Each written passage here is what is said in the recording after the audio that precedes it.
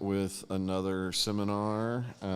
So we're going to swap right around with the cameras and jump right into it. I think we're running just a few minutes behind on the schedule, but yeah, looking forward to this one. So here we go without further ado. All right, folks, welcome back here to Alabama Fishing Show here in Gadsden, Alabama, and got our first bass fishing seminar of the whole day coming up here. A guy that if you watched anything on Bassmaster the last probably 3 weeks, you've seen his face on there, just jacking them, catching fish everywhere he goes. He's off to a great start to the season. He's going to share some of those tips with you now. Will Davis Jr. Yes, I appreciate you having me on the show. Yeah, it's my first year on the Bassmaster Elite Series, so they call me a rookie, and I'm just very happy and fortunate to get there. I'm going to go over a bait that actually got me to that position, and that is a Davis Bait Company shaky fish. This bait is designed to catch them in current. It's designed to catch them summertime, wintertime, any different type of situations that you have fish staging or schooling or current fish. This is the bait of choice for me, especially here in Alabama. I'm a big-time current fisherman growing up on Lay Lake, so this bait really fits. This is one of my #1 weapons right here. At any tournament or just fun fishing, this is a great stripe lure too. It catches a lot of stripe. We make an 1/8 ounce. We make a 3/16. We make a quarter, a half. We actually make all the sizes, 3/4 and an ounce too. So I use the ounce a lot when I'm fishing deep, 15 to 20 foot. But if I'm fishing from 0 or just say a foot to 7 or 8, that's the bait right here. And this is a 1/2 ounce right here. And this is a O'Shaughnessy hook in this shaky fish. It's a number 4/0. And this bait that I have on here is a X-Swim minnow, and this is albino. And what's so good about this, it's not like a regular fluke where it's got the, got the lips on, you know what I'm talking about, like a fluke junior or something like that, which that bait's okay, but it just has too much of an erratic action. And I don't like that when it starts doing this right here. So this bait is actually designed very well for this hook or this bait to make it a tight quiver. And with it being a tight quiver, it's more realistic to the bass. So with that being said, all this combination for the bait setup helps you a lot more gets you a lot more bites. And another thing that's so good about or making this bait run right is the line. And I use 15-pound test red label by Seagar. The reel I'm using is a 7-to-1 Daiwa to Tula. It's a great reel. You don't want nothing to reel it too fast, but you want something that you can reel and get them out of that current if you needed to. So, or if they're schooling or whatnot. With that being said, this rod is probably, besides the bait, this rod is probably the most key component of the whole deal right here. This is a knockout. This is actually a MMA rod. This is they call this rod the Superman. It's a 7.3 medium heavy. And what's so good about this rod is it's got a fast action tip on it. So with that being said, this bait fishes almost like a chatterbait. You can jerk it away from them. So what you do is you just reel and you just keep reeling when they bite it, and they just load right into it. And because when you set the hook, and y'all the guys know, when you set the hook on a chatterbait fish, when you set it, it just don't hook them near as good. They come up and jump, spit it, all that good stuff, and y'all mad and all that. So, so this rod allows me to penetrate the mouth very deep. I'm talking about most times it's hooked right up in, especially with that O'Shaughnessy hook, it buries it right up in the top of the nose or in the mouth. So I land a lot more fish with this rod than I would a traditional 7.3 heavy or a 7.1 heavy or something like that. That fast action tip is what you want for sure. Do y'all have any questions about that? It does, yes, sir. It's real quick, yes, sir. You said you use that when you see them schooling and stuff? Yes, sir, absolutely. What lake do you fish? Gunnersville. Oh yeah, you can hammer on this thing, especially around grass too. People. Grass, okay. Yes, sir. Like on the edge of grass and all that good stuff. This is a underwater jerk bait, top water all type deal. This is the closest thing you're gonna mimic a shad. Is this bait right here, 100%. So Where can I find those? you can find them actually here at the show at Bucks Island, and you also can find them at on our website at davisbaitcompany.com. Okay. Yes, sir. And they're, you know, Tackle Warehouse sells them. Mark's Outdoors in Birmingham sells them, or actually Vestavia, and then Carabayas and Chillsburg out. So, yes, sir. I definitely know the Bucks Island people. That's where I bought my boat. Yes, sir. Yes, sir. Thanks. So let's get to the current fishing. I talked a little bit how I grew up on Lay Lake and all that stuff. So when you're fishing current with this, you want to make long casts up, maybe like at a 75-degree angle when you're fishing current. So you have your boat pointing upstream. So you want to, let's say not 75. Let's just say 20 degrees to the right. You throw it up there, and when you throw it up there, you're gonna click your handle, and you're gonna watch that line just drift down through there. You'll keep it tight now, and let it bump with the rocks. It's just like washing a jig, same difference. But the way this head and this bill material is designed, it makes it deflect off them rocks. So with that being said, you're not gonna be staying hung up near as much as you would a traditional jig or a spinner bait or something like that. So when you're throwed up there at that 20 degrees and you make long casts, all right? You make that long cast up there, it allows you to drift further down through there, all right? And when it gets to that position where you know your rock is, just keep on just reeling it. And when you bump over that rock, if he's there, he's gonna get it, 100%. And you know, I don't keep my drag really tight. I mean, I keep it tight enough to just get on it because when they hit it, most of the time they're gonna come straight up and jump, especially smallmouth and spotted bass, which we don't have any on the Coosa, but at Pickwick, like I said, this bait helped me win the national championship, the Federation. And man, they jump like I've never seen. I've never weighed in a smallmouth the last November, so, and that was exciting.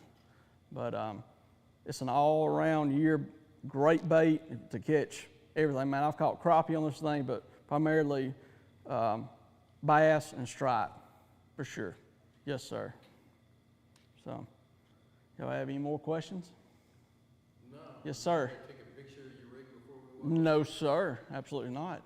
A shorter fisherman, what would you say lengthwise of the rod, longer or shorter? How short of a fisherman?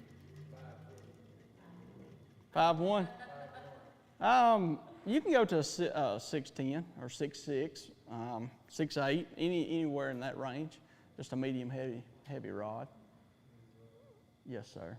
Absolutely. And I'm sure you throw a sheath fish a spinning rod, or you throw a bait caster. Oh, yes, sir. Yes, sir. I got you. So you can actually put them on a bait caster rod then. So, yes, sir. Yeah, I fished many ponds and many days when I was a child with them. They're like a winch, buddy. You can get them on in. Yes, sir. But you know, these baits, I was talking to these guys, these ex-swim minnows. My dad designed these, and the big key component about this bait and this head is when you thread it on there, you'll see that just straight up and down. You don't have no bow whatsoever in that plastic. And that's a big key part, because if it's got a bow in it, like so, it's not gonna have the right quiver action. All right. Another thing is, when you get this build material, we sell it now with them on it and with it off of it. Okay. So all you have to do is just take this right here. I'll show you right here. While you're doing that, let me ask you a quick question. Yes, sir. That bill adds what, vibration, sound like crankbaiters? Yes, sir. Just like it. Yep. Do you, when you're doing that drift, Yes, sir. do it, you're just Oh, absolutely. doing it. It's doing it. Yes, sir. Yeah, that's what makes it so good, you know. I knew if you were just directly reeling it, but the current itself is going to give it, help it do it. Yes, sir. So what you'll do is it'll come in the package, like a lot of them comes in the package just like so. So you'll just take this right here and hold the shaft of the hook. Put your finger on top of that head, and so it's got the insert right there for the eyelet to go on. Stick it right through that. You'll take it and just pull it around like that. So once you have it like this, you have to take it and turn it straight in line with the eye of the hook, like so. Take this right here and flip it straight up, just like this. So you see how dead center that is? If that bill is off 5 degrees, 2 degrees, any degrees to the left or the right, it's going to make that bait roll on whatever side. Just like tuning a crankbait. Same difference. Can you show us that one more time? Yes, sir. You talking about the whole step? Yeah. Okay, yeah, absolutely. Sorry. There we go, we can do it. I just have trouble seeing from here. Oh, yes, sir. Yep, so this bill material's got an eyelet hole. Okay. So we take the eye, we just put it over like so. So it's gonna go on there like that. You can take it and spin it around. So this has got a collar inside this head right here. So you flip it up on that collar, and you want to make sure that it's dead center. Okay. So, and what I mean by that is you can actually take the eye point of this hook and line it up with the actual eye of the head on the hook, and see that bill material is exactly in the middle of it, and that's what you want. Right. Yes, sir. So the key components of that is keeping this straight and keeping that minnow, X-Swim minnow, in a perfect line. Okay. So, yes, sir. So it takes a lot of years to get that right, and like I was telling you, Dad and Air Martin spent countless hours on that bait to get it just right, and they done it. So, yes, sir. Nice. And you said you can pull that through the grass without dragging that wild grass. Well, you can. I wouldn't say you're just not going to throw in like a Coast River grass like up in it, but any hydrilla or anything, it actually comes through it pretty well. Eel grass, stuff like that. Eel grass, Gunnersville, all that eel grass, I'm actually dealing with it all the time, it seems like. Yes, sir. Yes, sir. It's won me a lot of money, this bait right here. You know, I could only keep it, or me and Dad could only keep it a secret for so long around the house. All good things come to light, I guess, but it's my number one weapon for sure. So. It is. Yes, sir, it is, for sure. Davis Bait Company.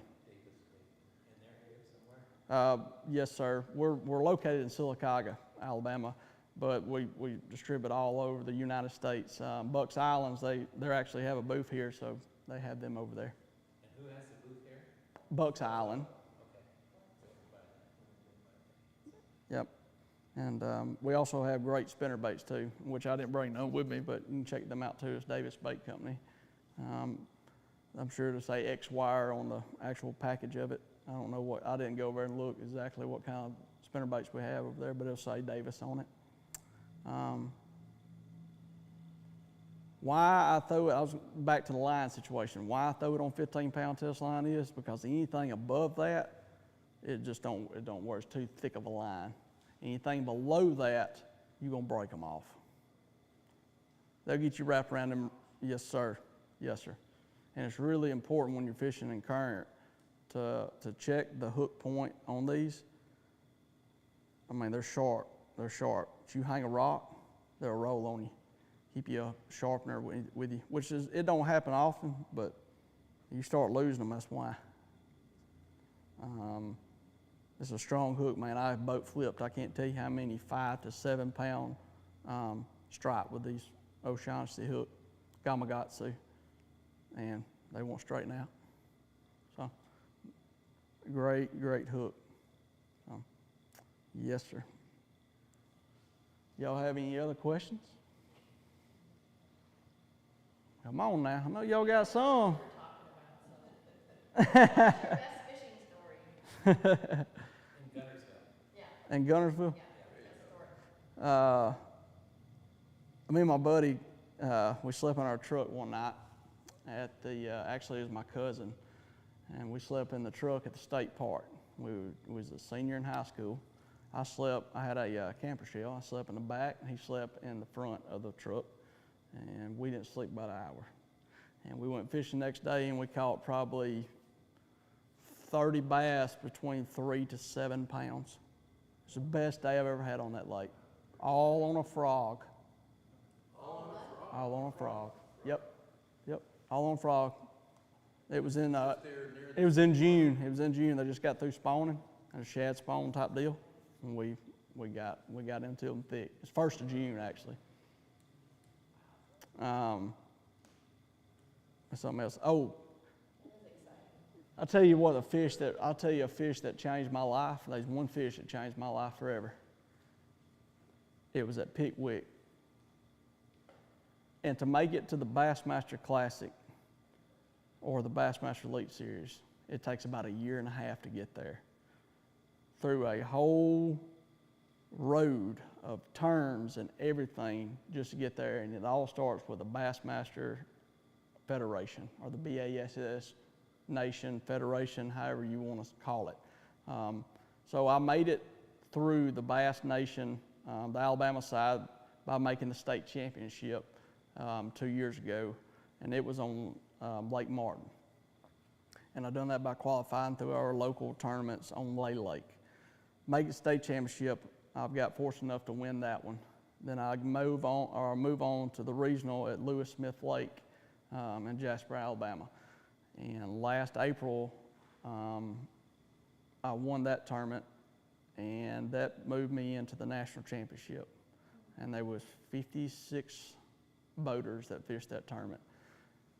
And it's been a dream of mine to make it to the Classic. I mean, my dad's had me growing up owning a business around the whole atmosphere of a professional tournament angler my whole life. So I wanted to be that, growing up.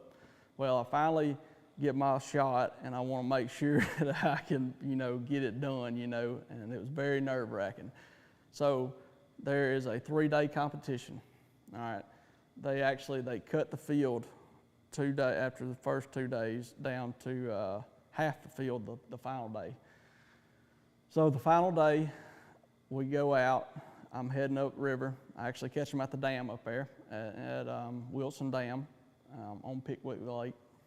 And I get up there, and I make my couple rock pile drifts type deal with this, and I catch a 2-pounder. Well, I turn around, and I make my cast like where I caught 2 of my big ones during the week, and I'm letting it drift down there, and one thumps it, and I load into her, and I can't move her. And she's out there, and she's going the other way, like up the current. Well, most time it's a stripe here in Alabama, or on the Coastal River. I mean, they run right in the current. A big spot around here, they'll fight a little bit and they'll come to you.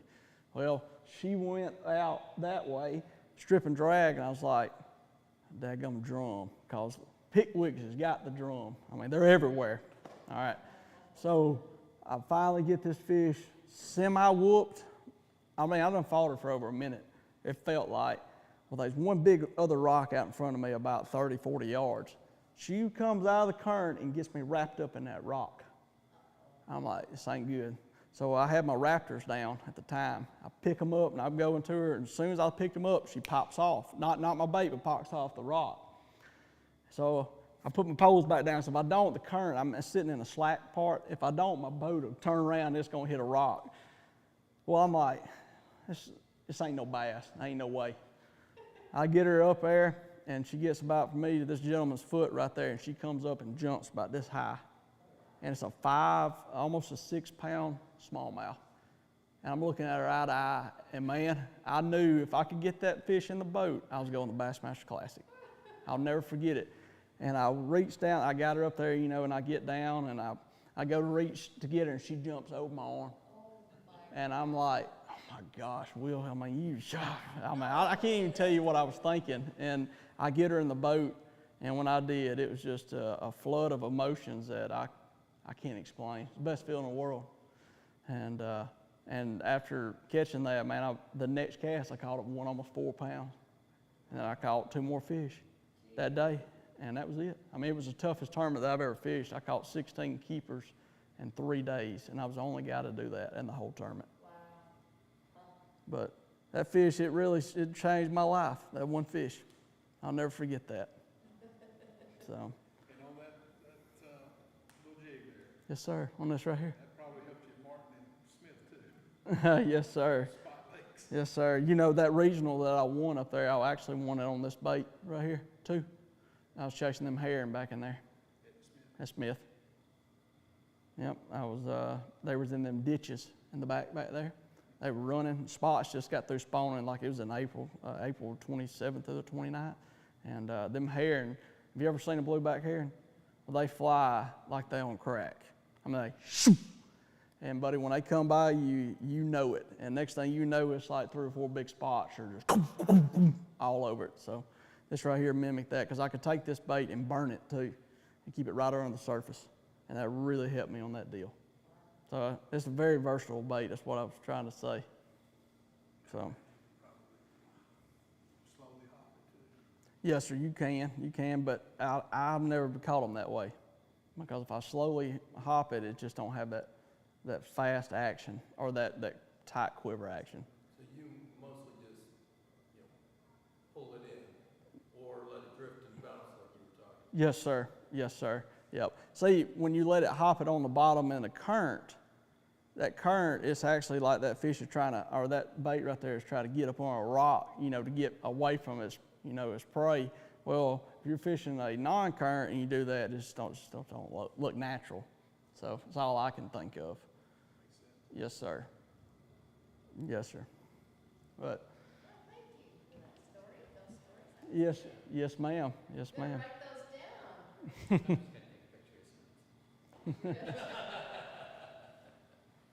Yep. That's great. What color would you say I'm a shaky head and a jig guy. I've used swimming baits, I've used crankbaits, spinner baits. Really don't know. Shaky head and jig, I can put fish in a boat, food on the table, whatever you want to call it. What would be your colors on the Coosa River? Green pumpkin.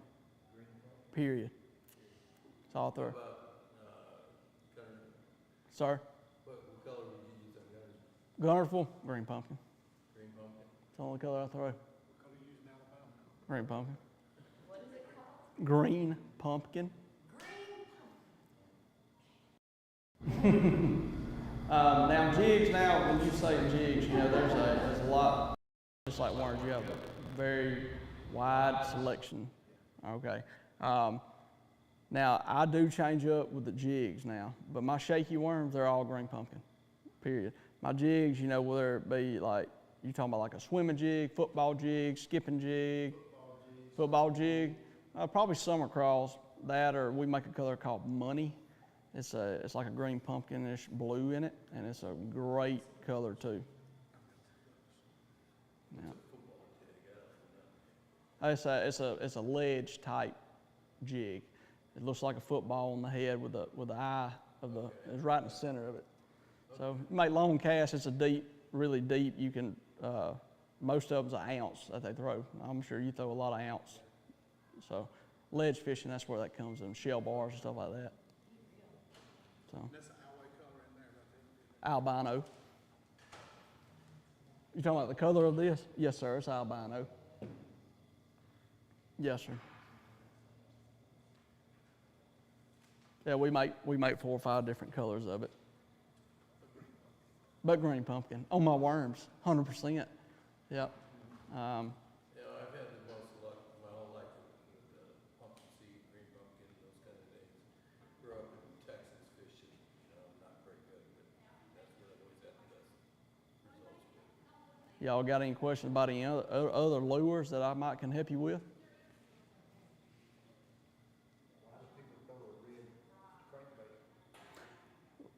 Why they throw a red crankbait is most time is when it's in the fall, in the springtime of the year, when the fish just pull up there. Say it might start earlier down further south than it would up here, but any type of reservoir or river system that you got a lot of largemouth or rocks, that's where that's going to play into key. And they're looking for crawfish when they pull up there to eat. So that's why red crawfish color crankbait works the best. So, and it can work in clear or dirty water. Don't let it fool you. If you can see that thing down there and you're like, man, it's too red, they'll still bite it. But it's better with that dingier water. Dingier, a little bit off colored. Mm-hmm. Yeah, I've always did real well with red crankbaits with walleye. New Mexico, we had a lot of walleye. Really? There's some big ones down there. There's some big ones. Yes, ma'am. Absolutely. Absolutely.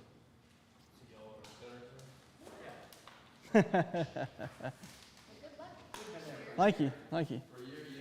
Take it with you. Yeah, I am. Yeah, you are. Take it with you. All right, guys. Well, that ends another seminar. Hope you got something out of that. So again, I'm gonna jump off. 4:30 is gonna be the next one, and let me check and see who we've got lined up. Looks like some bass fishing secrets. So we're talking more bass fishing at 4:30. So be sure, preferably come on down here to the venue and come sit in here yourself. But if you can't make it, then appreciate you watching online. If you do have questions, appreciate you guys dropping them in there in the comments. This is we got two more seminars. So after that, 5:30, we're talking some kayak fishing with Coley McGowan's coming down talking about shallow water fishing, and boy, in the kayak, he is doing some shallow water fishing. So, that's going to be it. We'll see you in about another 20, 30 minutes. We'll be back on.